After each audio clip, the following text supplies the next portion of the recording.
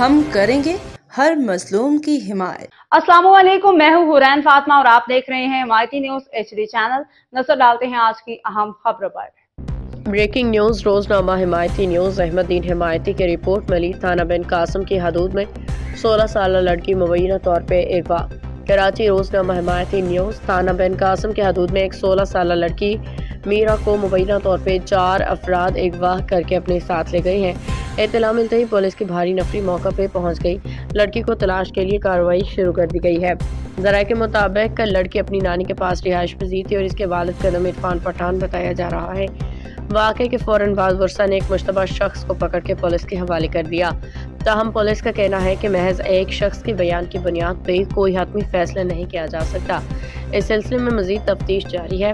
اب تک لڑکی کے اغوا کا مقدمہ درج نہیں ہو سکا، لیکن پولیس حکام کا کہنا ہے کہ واقعے کی مکمل چھان بین کے بعد قانونی کارروائی کی جائے گی۔ علاقے کے مکینوں نے SSP ملی ڈاکٹر عبدالخالق پیرزادہ سے مطالبہ کیا ہے کہ اغوا کاروں کو فوری طور پر حراست میں لیا جائے اور لڑکی کو بازیاب کرایا جائے۔ باخبر رہیے ہر جگہ ہر وقت، جانیے ملکی و غیر ملکی حالات و واقعات یقین کے ساتھ۔